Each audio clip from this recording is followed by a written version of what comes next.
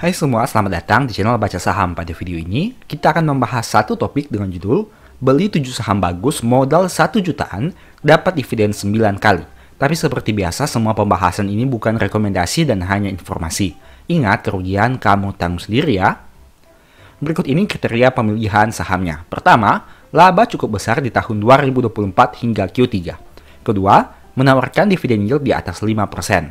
Ketiga, untuk membeli 7 saham ini hanya membutuhkan uang sekitar 1,2 juta rupiah.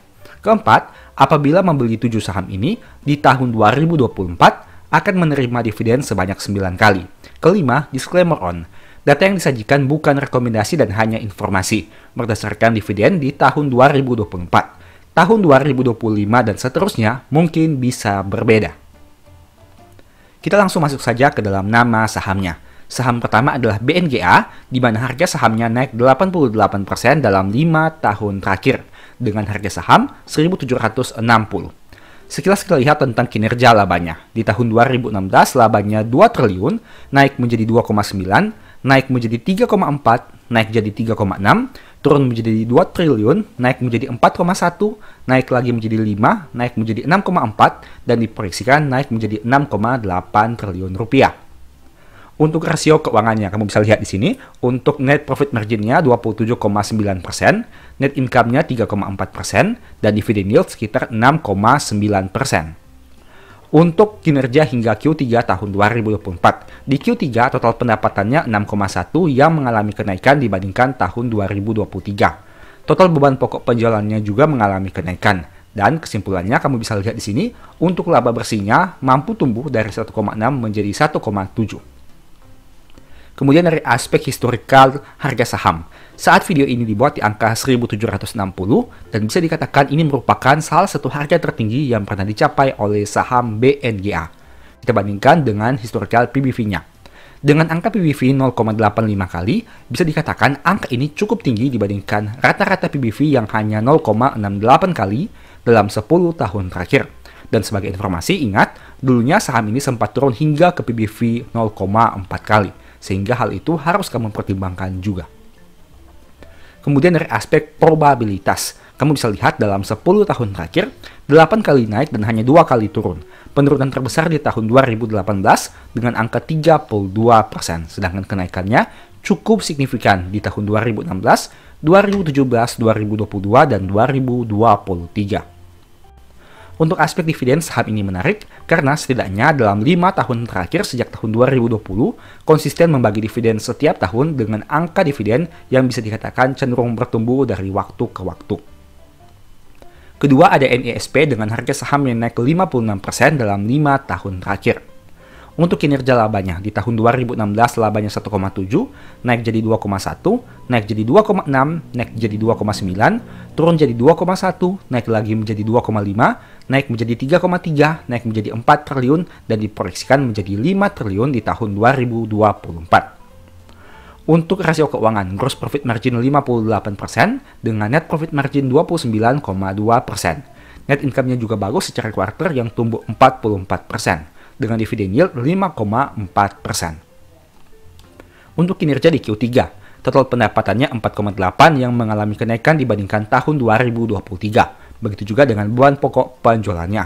Laba kotornya juga mampu tumbuh sehingga menyebabkan laba bersihnya tumbuh dibandingkan tahun 2023. Untuk historikal harga saham di angka 1.320 bisa dikatakan cukup tinggi dibandingkan data 10 tahun terakhir. Kita bandingkan dengan PBV-nya. Nah, meskipun harga saham sudah naik signifikan, tapi secara PBV sebenarnya masih diperdagangkan pada PBV rata-rata dengan angka 0,76 kali. Dulunya PBV-nya sempat di atas 1 kali, tapi sempat juga turun di bawah 0,5 kali. Untuk probabilitas dalam 10 tahun terakhir, 5 kali naik dan 5 kali turun. Angka ini masih lebih buruk dibandingkan saham yang tadi kita bahas, yaitu BNGA, yang memiliki probabilitas lebih tinggi. Tapi untuk kenaikannya cukup menarik dengan angka 62% di tahun 2016 dan 57% di tahun 2023. Meski begitu, saham ini sempat turun 18% di tahun 2021. Untuk aspek dividen, sayangnya saham ini baru konsisten membagi dividen dalam 3 tahun terakhir. Saham berikutnya Pegas dengan harga saham yang turun 19,3% dalam 5 tahun terakhir. Untuk kinerja labanya, mencetak laba 4 triliun di tahun 2016, turun menjadi 1,9, naik lagi menjadi 4,4, turun menjadi 939 miliar, turun menjadi rugi 3,6 triliun, naik menjadi profit 4,3 triliun, naik lagi menjadi profit 5 triliun, turun menjadi 4,2, dan naik lagi menjadi 5,3. Untuk rasio keuangan, gross profit margin-nya 17% dengan net profit margin 7,4%. Net income secara kuartal juga masih tumbuh 3,9% dengan dividend yield 9%. Untuk kinerja di Q3, total pendapatannya sayangnya mengalami penurunan, begitu juga dengan beban pokok penjualannya, dan laba kotornya tidak mampu tumbuh dibandingkan tahun 2023. Tapi pertanyaannya, kenapa laba bersih malah naik dari 1,2 menjadi 1,4? Hal itu disebabkan oleh salah satu faktornya adalah kenaikan penghasilan lain-lain, di mana di tahun 2023 rugi 220 dan di tahun 2024 profit 273. Untuk harga sahamnya, dulunya saham ini sempat diperdagangkan di angka di atas Rp5.000, tapi kemudian turun drastis dan saat video ini dibuat di angka 1.630. PBV-nya hanya 0,95 kali, yang mana lebih rendah dibandingkan PBV rata-rata 10 tahun terakhir. Sebagai informasi, dulunya sempat di atas PBV 2 kali, bahkan sempat di atas PBV 3 kali. Tapi ingat, di sisi lain, sempat juga turun di bawah PBV 0,65 kali. Untuk probabilitas dalam 10 tahun terakhir, 5 kali naik dan 5 kali turun. Penurunannya cukup signifikan dalam beberapa tahun, yaitu tahun 2017 yang turun 35%, 2020 yang turun 23%, 2023 yang turun 35%. Tapi kenaikannya juga cukup menarik, di mana di tahun 2018 naik 21%, di tahun 2022 naik 28%, dan di tahun 2024 naik 40%. Untuk historical dividennya, saham ini sayangnya sempat absen membagi dividen di tahun 2021. Berikutnya ada BJBR yang turun 10% dalam 5 tahun terakhir. Untuk kinerja labanya, 1,1 triliun di tahun 2016, naik jadi 1,2, naik jadi 1,54, naik jadi 1,55, naik menjadi 1,6, naik menjadi 2 triliun, naik lagi menjadi 2,3 triliun, turun menjadi 1,7 dan diproyeksikan turun menjadi 1,5 triliun. Untuk rasio keuangan, gross profit margin-nya 40% dengan net profit margin 11,3%. Sayangnya net income secara kuartal turun 15%, tapi dividen yield-nya menarik dengan angka 10%. Kinerja di Q3, total pendapatannya mengalami kenaikan dibandingkan tahun 2023 dan untuk beban pokok penjualannya juga mengalami kenaikan. Karena secara nominal beban pokok penjualan naik lebih besar sehingga laba kotornya tidak mampu tumbuh. Hal itu yang menyebabkan laba bersihnya juga mengalami penurunan dibandingkan tahun 2023. Untuk harga saham, saat video ini dibuat di angka 935. Dulunya sempat di atas angka bahkan Rp2.000, tapi sempat juga turun di angka yang cukup dasar, yaitu di bawah angka Rp900. Bahkan hampir menyentuh angka Rp500 jika kamu lihat berdasarkan grafik yang ada ini. Tapi untuk detailnya silahkan kamu lihat untuk rincian dari pergerakan harga setiap harinya. Untuk historical PBV, rata-rata adalah 1,3 dan saat video ini dibuat di angka 0,61 kali. Artinya saham BJBR ini masih diperdagangkan di bawah modal per lembar sahamnya. Untuk probabilitas dalam 10 tahun terakhir, 6 kali turun dan 4 kali naik. Tapi ingat, kenaikannya signifikan di tahun 2016, yakni naik 349%. Tapi sayangnya, penurunannya juga cukup drastis, seperti turun 29% di tahun 2017, turun 42% di tahun 2019, dan seterusnya. Untuk aspek dividen, saham ini menarik karena rutin membagi dividen dalam 5 tahun terakhir. Saham berikutnya masih saudara BJBR yaitu BJTM yang mana harganya turun 15%. Nah, untuk kinerja labanya mencetak laba 1 triliun di tahun 2016, naik jadi 1,1, naik jadi 1,2, naik jadi 1,3, naik jadi 1,4, naik jadi 1,52, naik jadi 1,54, turun jadi 1,47 dan turun lagi menjadi 1,24. Nah, kamu lihat di sini, tren laba untuk BJTM dan BJBR bisa dikatakan mirip, di mana dalam 2 tahun terakhir labanya konsisten mengalami penurunan. Untuk rasio keuangan, gross profit margin-nya 69% dengan net profit margin 15,4%. Net income secara kuartal juga turun 17%, tapi dividend yield menarik dengan angka 9,6%. Kinerja di Q3, total pendapatannya sebenarnya masih naik. Nah, begitu juga dengan beban pokok penjualannya, dan hingga laba kotor sebenarnya masih mampu untuk tumbuh. Tapi pertanyaannya, kenapa laba bersihnya malah turun dari 375 menjadi 309? Salah satunya disebabkan karena kenaikan beban usaha yang cukup signifikan dibandingkan tahun 2023. Untuk harga saham di angka 565, yang mana cukup turun drastis dibandingkan harga tertinggi di atas Rp900 yang pernah dicapai. Tapi sebagai informasi, saham ini juga harganya pernah turun di bawah Rp500. Untuk historical PBV, rata-rata adalah 1,1 kali dan saat video ini dibuat di angka 0,69 kali saja. Penurunannya cukup signifikan. Untuk probabilitas dalam 10 tahun terakhir, 6 kali turun dan 4 kali naik. Nah, sebagai informasi, sejak tahun 2022 hingga 2024, saham ini konsisten mengalami penurunan. Untuk aspek dividen tidak diragukan lagi karena BJTM konsisten membagi dividen setiap tahun. Bahkan dalam 5 tahun ini, angka dividen per share-nya konsisten naik. Berikutnya ada POWR yang mana harganya turun 29% dalam 5 tahun. Kinerja labanya mencetak 1,3 di tahun 2016, naik jadi 1,4, turun menjadi 1,1, naik lagi menjadi 1,5, turun menjadi 1, naik lagi menjadi 1,2, turun lagi menjadi 1,13, naik menjadi 1,18, dan naik lagi menjadi 1,46 di tahun 2024. Gross profit margin-nya 24% dengan net profit margin 30%. Net income-nya juga naik signifikan dengan angka 60% secara kuartal dan dividen yield-nya menarik dengan angka 10%. Kinerja di Q3, total pendapatannya sayangnya mengalami penurunan, begitu juga dengan beban pokok penjualannya, sehingga menyebabkan laba kotornya mengalami penurunan. Tapi anehnya, laba bersih malah naik dari 344 naik jadi 551, sehingga kamu harus lihat lagi di laporan keuangannya. Untuk harga saham, dulunya saham ini sempat diperdagangkan di atas angka 1000, tapi kini hanya 680. Jika dilihat dari historical, dengan rata-rata 1,49 kali, saham ini sekarang diperdagangkan dengan angka 0,98 kali. Untuk probabilitasnya dalam 10 tahun terakhir, 6 kali turun dan 4 kali naik. Penurunannya juga cukup signifikan seperti di tahun 2016, 2018, dan 2020. Untuk aspek dividen, saham ini konsisten membagi dividen setiap tahun setidaknya dalam 5 tahun terakhir. Dan saham terakhir adalah ASII yang mana turun 30% selama 5 tahun.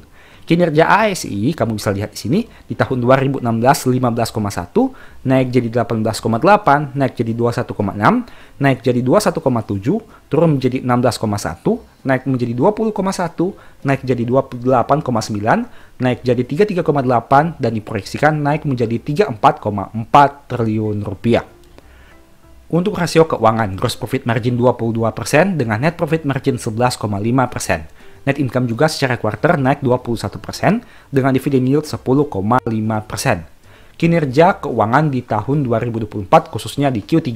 Total pendapatannya naik, begitu juga dengan beban pokok penjualannya. Tapi karena secara nominal pendapatannya naik lebih besar, laba kotor dan laba bersihnya mampu tumbuh dibandingkan tahun 2023. Untuk probabilitas dalam 10 tahun terakhir, 6 kali turun dan 4 kali naik saja. Dan sebagai informasi, sejak tahun 2018 hingga 2021 dan tahun 2023 dan 2024, saham ini mengalami penurunan. Untuk aspek dividen, ASII tidak diragukan lagi karena konsisten membagi dividen 2 kali dalam 1 tahun, setidaknya dalam 5 tahun terakhir. Nah, ini merupakan ringkasan dari saham-saham yang tadi kita bahas, yaitu BNGA, NISP, Pegas, BJBR, BJTM, POWR, dan ASII. Dengan harga saham yang tercantum di sini, totalnya adalah 11.830, yang mana jika kita masing-masing membeli 1 lot, artinya kita kalikan 100, itu artinya kita hanya membutuhkan dana atau uang sekitar 1.183.000 untuk membeli 7 saham ini. Dan total dividen yang akan diterima dengan asumsi skenario seperti itu adalah 108.358. Dengan kata lain, dividen yieldnya secara rata-rata sekitar 9,16%. Dan jika melihat frekuensi bagi dividen, kamu bisa lihat di sini. BNGA, NISP, Pegas, BJBR, dan BJTM biasanya membagi dividen 1 kali dalam 1 tahun. Sedangkan POWR dan ASII biasanya bagi dividen 2 kali dalam 1 tahun. Sehingga jika di total, 7 saham ini menawarkan potensi dividen, frekuensinya adalah 9 kali dalam 1 tahun. Tapi ingat, ini merupakan data di tahun 2024. Kembali lagi, kita harus menunggu data di tahun 2025 seperti apa. Apakah 7 saham ini mampu membagi dividen sebesar di tahun 2024, ataukah naik, ataukah turun? Kita harus menunggu data resminya dulu. Dan ingat, mohon cek lagi data yang ditampilkan, karena bisa saja terjadi kesalahan pengetikan atau pengambilan data. Semoga dengan video ini kamu memperoleh manfaat ya, dan sebagai informasi, saya sudah pernah buat satu video yang mungkin bisa berguna bagi kamu. Nonton hingga selesai agar mendapat pemahaman yang utuh. Saat ini kita akan membahas topik yang sangat menarik dan mungkin impian banyak orang, yaitu pensiun dini.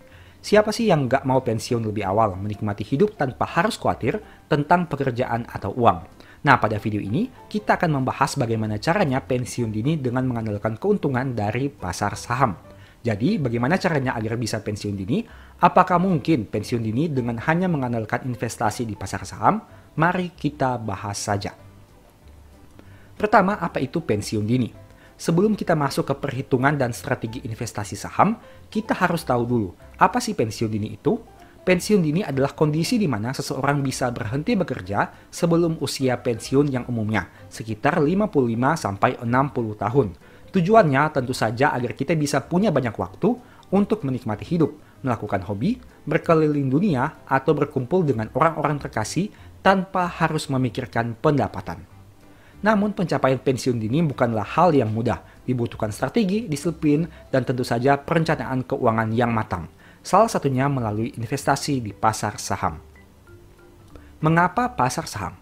Kenapa pasar saham menjadi pilihan untuk pensiun dini? Pasar saham menawarkan potensi keuntungan yang lebih tinggi dibandingkan instrumen investasi lainnya seperti deposito atau obligasi. Dengan memilih saham yang tepat, kita bisa meraih capital gain dan dividen yang bisa menjadi sumber pendapatan di masa depan.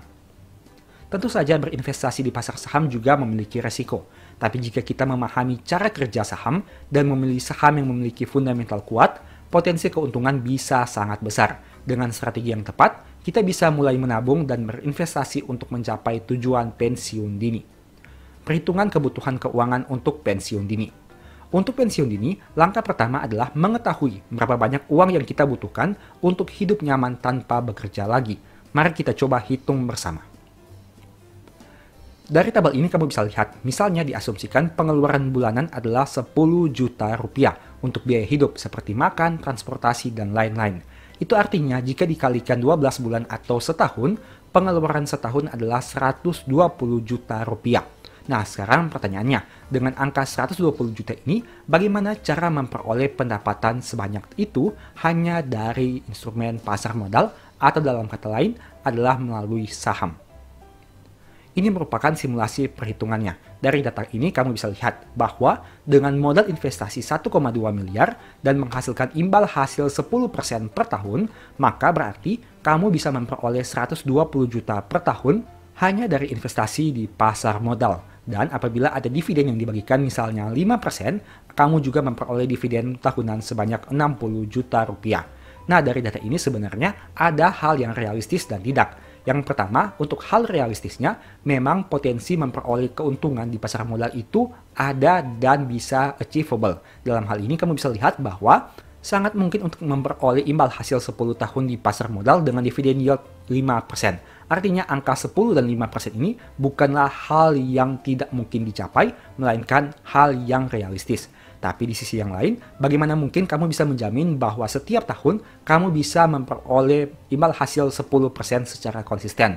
Dengan kata lain, modal investasi 1,2 miliar ini sebenarnya masih cukup rawan jika ingin hidup dari investasi saham saja. Mengingat apabila modalnya berkurang atau dengan kata lain harga sahamnya turun sehingga modal investasimu berkurang akan berdampak kepada keuntungan yang kamu peroleh yaitu mungkin saja di bawah 120 juta per tahun. Bagaimana dengan inflasi, biaya hidup yang naik, dan lain-lain? Nah, ini merupakan skenario yang bisa kamu lakukan. Setidaknya, kamu harus memiliki dana minimal biaya hidup saat ini dikalikan 2. Dengan kata lain, jika tadi kita asumsikan biaya hidup 120 juta per tahun dengan modal investasi 1,2 miliar, itu artinya kamu harus kalikan 2. Dengan kata lain, modal investasi kamu setidaknya 2,4 miliar. Dengan imbal hasil yang kita asumsikan 10%, berarti keuntungan yang diperoleh 240 juta per tahun atau 20 juta per bulan. Masih dengan skema yang sama, dengan asumsi dividen yield 5%, kamu akan memperoleh dividen 120 juta per tahun. Nah, dari sini, angka ini mungkin lebih realistis. Kenapa? Karena meskipun kamu tidak mencapai imbal hasil atau return 10% per tahun, kamu masih bisa berharap dari dividen yang diterima yaitu 5% per tahun. Angkanya 120 juta sesuai dengan minimal biaya hidup yang kamu butuhkan. Dengan kata lain, semakin besar modal investasi yang kamu miliki akan berdampak kepada semakin realistis kamu bisa hidup dari saham, entah itu dari capital gain ataupun dari dividen. Tapi ingat, ini hanya simulasi, tentu saja realitanya tidak seindah ini. Banyak faktor yang mempengaruhi, entah itu naik turun harga saham, kebijakan membagi dividen atau tidak, berapa besarnya payout rasio dividen, bagaimana kinerja keuangan perusahaan ke depan, dan masih banyak lagi. Dan tentunya, saham yang dulu bagus belum tentu bagus sekarang, dan saham yang bagus sekarang belum tentu bagus di masa depan. Sehingga angka ini tidak seindah simulasi. Dan realitanya, kamu harus pertimbangkan juga dari aspek risiko terburuk yang siap kamu hadapi. Salah satunya adalah misalnya, kamu menyediakan dana cadangan yang mana digunakan untuk mengantisipasi apabila pasar saham tidak bisa menghasilkan keuntungan secara konsisten kepada kamu. Sehingga kamu tidak perlu menarik modal di saham itu untuk bisa memenuhi kehidupan bulananmu. Strategi investasi saham untuk pensiun dini. Sekarang mari kita bahas bagaimana cara mengumpulkan modal melalui investasi saham. Dalam hal ini, kamu sudah melihat modal yang dibutuhkan misalnya 2,4 miliar rupiah. Kunci utamanya adalah mulai berinvestasi sesegera mungkin, memilih saham yang stabil, dan reinvestasi keuntungan yang didapat. Untuk reinvestasi saya sudah sempat buat video sebelumnya, silakan kamu nonton saja. Langkah pertama adalah memilih saham yang memiliki potensi pertumbuhan jangka panjang. Kita bisa fokus pada saham-saham blue chip atau perusahaan yang memiliki kinerja keuangan solid dan bertumbuh. Di sini untuk nama sahamnya tergantung preferensi kamu masing-masing. Entah itu kamu senang blue chip atau kamu senang saham-saham yang bertumbuh, silahkan kamu analisa berdasarkan potensi keuntungan dan potensi risiko yang siap kamu hadapi. Karena ingat, tidak semua saham bisa menghasilkan keuntungan dalam jangka panjang. Ada juga saham yang menghasilkan kerugian. Langkah kedua adalah konsisten berinvestasi setiap bulan. Misalnya, jika kita mulai berinvestasi dengan 5 juta per bulan, kita bisa menghitung berapa banyak uang yang bisa kita kumpulkan hingga usia pensiun dini nanti. Angka ini tentu relatif. Ada yang mungkin mampu mengumpulkan 5 juta, ada yang 10 juta, ada yang mungkin bahkan 1 juta, dan lain sebagainya. Kunci dari perhitungan ini sebenarnya ada 3. Yang pertama adalah modal awal. Berapa banyak modal awal yang bisa kamu alokasikan. Semakin besar modal awal tentunya semakin baik. Kedua, modal top up rutin. Nah, menurut saya ini lebih penting dibandingkan modal awal, di mana berapa banyak modal top up yang bisa kamu komitmenkan untuk di top up setiap bulan atau setiap periode tertentu. Semakin banyak tentu semakin baik. Dan yang ketiga yang tidak kalah pentingnya adalah return per tahun. Apabila modal awal kamu banyak, modal top up rutin juga banyak, dan return per tahun kamu juga baik, maka untuk mencapai target dananya bisa lebih cepat. Tapi sebaliknya, apabila modal awal kamu sedikit, modal top up rutin kamu juga sedikit, dan return kamu jelek, maka untuk mencapai angka ideal itu akan membutuhkan waktu yang sangat lama. Sebenarnya permainan dari perhitungan ini hanya tergantung dari 3 aspek ini saja. Tentu saja realita tidak seindah simulasi, sehingga kita juga perlu realistis melihat hasil perhitungannya. 1% dari 100 juta hanya 1 juta, tapi 1% dari 1 miliar sudah 10 juta. Tentu, size untuk keuangan yang kamu miliki berbeda-beda. Untuk setiap orang mungkin bisa mampu dalam hal ini mengalokasikan dana 100 juta atau 1 miliar. Tapi mungkin sebagian orang hanya mampu mengalokasikan dana 10 juta. Kamu harus realistis juga. Ini merupakan simulasi yang kita buat. Misalnya saldo awal kamu adalah 100 juta dan rutin top up dana 5 juta per bulan atau menjadi 60 juta per tahun. Dengan asumsi keuntungan tahunan 15%, maka akan diperoleh profit 24%. Dan berarti total portofolio akhir adalah 24 juta ditambah dengan 100 juta ditambah dengan 60 juta yang di top up. Kesimpulannya menjadi 184 juta. Angka ini terus kamu simulasikan hingga pada akhirnya diasumsikan di tahun ke-11 kamu akan mencapai dana sekitaran 2,35 miliar. Nah, dari simulasi ini kamu bisa memiliki gambaran kira-kira berapa banyak saldo awal yang dibutuhkan, berapa banyak top up dana yang perlu dialokasikan, dan berapa banyak keuntungan tahunan yang perlu kamu konsistenkan. Tentu saja realitanya tidak seindah dengan simulasi ini. Mungkin kamu butuh waktu yang lebih panjang dari 11 tahun. Tapi mungkin juga kamu hanya membutuhkan waktu yang lebih singkat. Setiap orang punya periodenya masing-masing. Dan ingat, setiap orang berada pada garis start yang berbeda. Sehingga garis finishnya juga mungkin akan berbeda. Apabila kamu tertarik untuk mempelajari bagaimana step-step yang bisa dilakukan untuk hidup dari saham, mungkin ebook Stock for Living ini bisa membantu kamu. Apabila tertarik melakukan pembelian, silahkan chat saja di nomor WA di awal atau di akhir video. Poin berikutnya yang akan kita bahas adalah pentingnya risiko yang harus diperhatikan. Meski investasi saham bisa memberikan imbal hasil yang besar, penting untuk selalu melakukan money management dengan baik agar potensi risiko bisa diperkecil dan potensi profit bisa lebih maksimal. Selain itu, kamu juga harus siap dengan risiko pasar yang bisa fluktuatif. Ada kalanya saham bisa turun nilainya. Namun, jika kita memilih saham yang solid dan tidak panik saat pasar sedang lesu, investasi kita diharapkan berkembang dalam jangka panjang.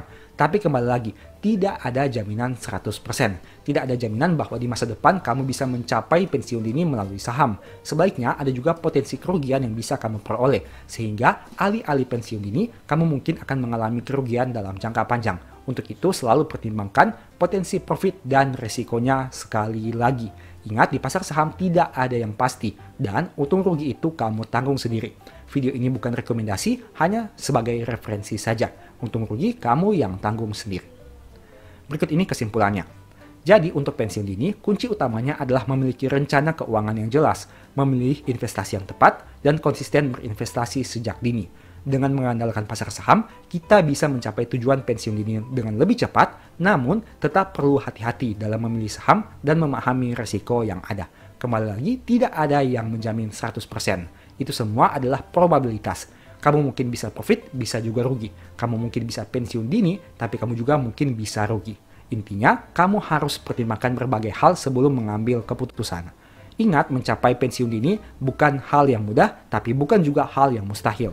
Intinya, selagi kita masih terus berusaha, percayalah bahwa akan ada jalan yang terbuka. Demikianlah pembahasan singkat pada video ini. Selalu ingat bahwa semua saham yang disebutkan bukan rekomendasi dan hanya bersifat edukasi serta informasi. Mohon juga agar dapat mengecek kembali data yang ditampilkan, karena bisa saja terjadi kesalahan pengetikan atau pengambilan data. Di video berikutnya ingin dibahas materi apa lagi? Tulis di kolom komentar ya. Sebagai informasi, berikut ini beberapa list ebook baca saham. Pertama, psikologi saham. Kedua, stock for living. Ketiga, strategi nabung saham. Keempat, the stock market. Dan yang kelima, cara cepat analisa laporan keuangan. Apabila tertarik, chat saja pada nomor WA yang ada. Sekian video ini, semoga bermanfaat. Thank you.